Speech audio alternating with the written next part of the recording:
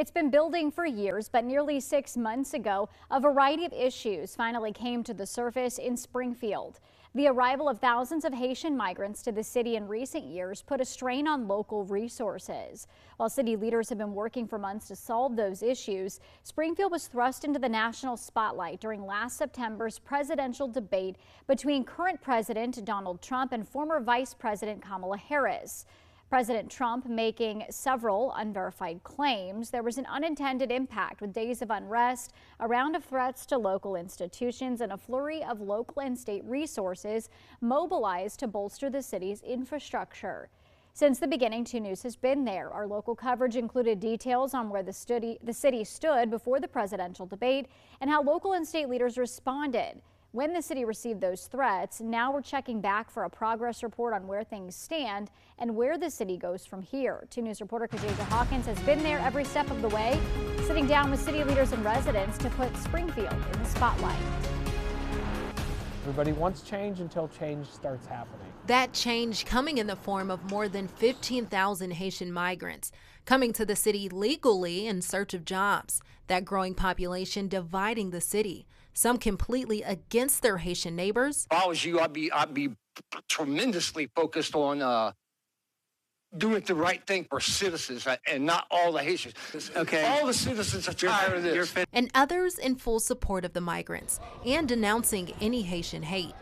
And why are we going to allow this hatred, this volatile hatred, to ruin the reputation of Springfield? This debate has been ongoing in the city for months, but it was on September 10th of 2024 when the situation in Springfield gained national attention.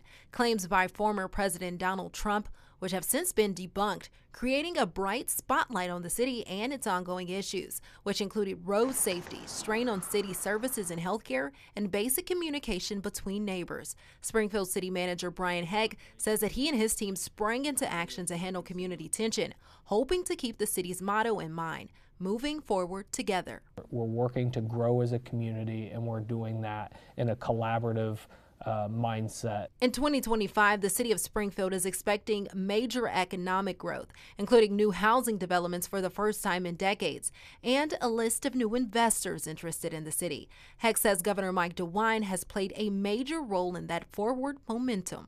We're not there to supplant anything.